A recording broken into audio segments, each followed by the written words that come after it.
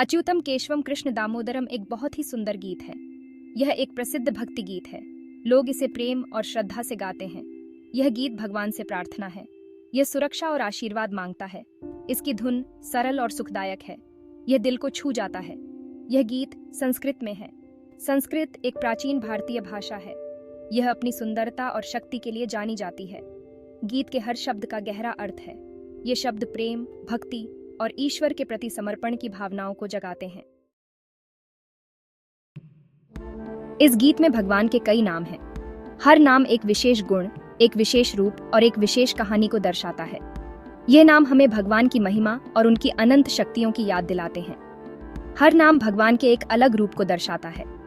यह रूप हमें उनके विभिन्न अवतारों और उनके द्वारा किए गए महान कार्यों की याद दिलाते हैं। अच्युतम का अर्थ है जो कभी नष्ट नहीं होता। यह नाम भगवान की अनंतता और उनकी अजेयता को दर्शाता है। यह हमें यह विश्वास दिलाता है कि भगवान हमेशा हमारे साथ हैं, चाहे कुछ भी हो। केशवम का अर्थ है सुंदर केश वाले।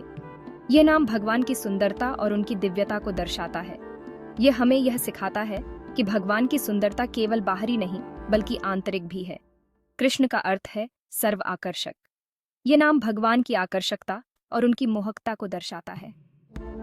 यह हमें यह सिखाता है कि भगवान की ओर आकर्षित होना स्वाभाविक है, क्योंकि वे सर्व आकर्षक हैं। दामोदरम उनको कहा जाता है जो प्रेम से बंधे हैं, जो हमें छोटे कृष्ण और उनकी माँ यशोदा की कहानी की याद दिलाता है। यह नाम हमें यह सिखाता है कि भगवान का प्रेम असीमित है और वे अपने भक्तों के प्रेम से बंधे रहते हैं। यह गीत राम को भी याद करता है, जो धार्मिकता के अवतार हैं। राम का नाम हमें धर्म, सत्य और न्याय की याद दिलाता है। यह हमें यह सिखाता है कि भगवान हमेशा धर्म की रक्षा के लिए अवतरित होते हैं। यह नारायणम का आह्वान करता है, जो ब्रह्मांडीय जल पर विराजमान है। नारायण का नाम हमें भगवान की सर्वव्यापकता और उनकी अनंत शक्तियों की याद दिलाता है। यह हमें यह सिखाता है कि भगवान हर जगह हैं और वे सब कुछ नियंत्रित करते हैं। जानकी वल्लभम सीता के प्रियतम को संदर्भित करता है, जो देवी लक्ष्मी का दूसरा नाम है। यह नाम हमें भगवान के प्रेम और उनकी करुणा की याद दिलाता है। यह हमें यह सिखाता है कि भगवान का प्रेम असीमित है और वे अपने भक्तों के प्रति हमेशा करुणामय रहते हैं। यह भगवान के प्रेम और करुणा को दर्शाता है।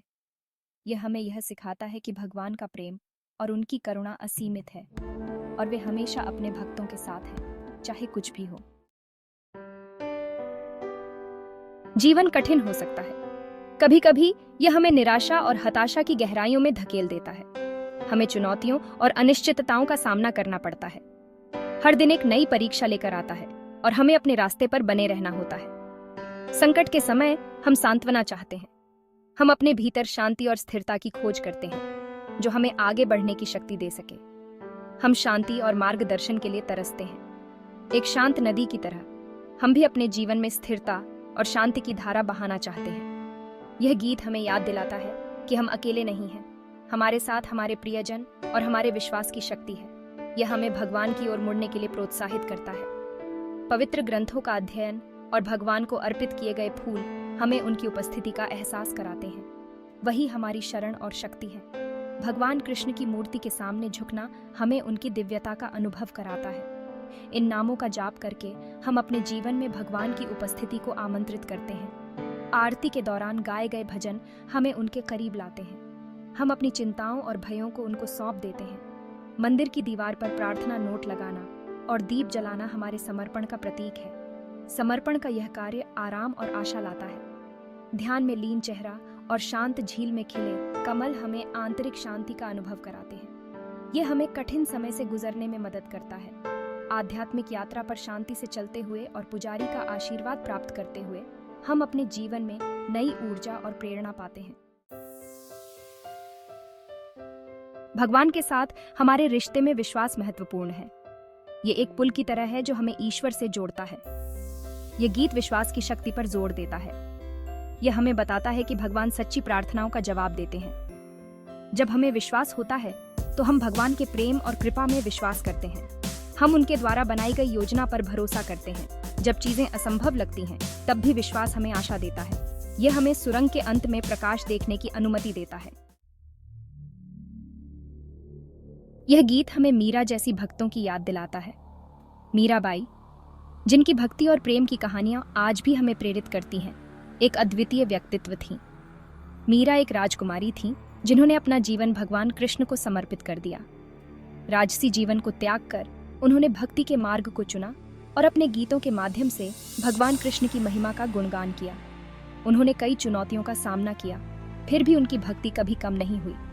समाज के विरोध और कठिनाइयों के बावजूद मीराबाई ने अपने विश्वास को कभी नहीं छोड़ा और हमेशा अपने आराध्य के प्रति समर्पित रहीं। उन्होंने भगवान के प्रति अपने प्रेम में सांत्वना और शक्ति पाई। उनके भजन और कविताएं आज भी हमें उनके अटूट विश्वास और प्रेम की याद दिलाते हैं। इसमें यशोदा का भी उल्लेख है, जो कृष्ण की पालक मां थी। यशोदा का प्रेम और स्नेह कृष्ण के प्रति अद्वितीय था। कृष्ण के लिए यशोदा का प्रेम असीम था। उन्होंने कृष्ण को अपने पुत्र के रूप में पाला और उनके हर क्षण को संजोया। उन्होंने बचपन में ही उनमें ईश्वर को देख लिया था। यशोदा ने कृष्ण के चमत्कारों को देखा और उनके दिव्य स्वरूप को पहचाना। ये कहानियां हमें प्रेरित करती हैं।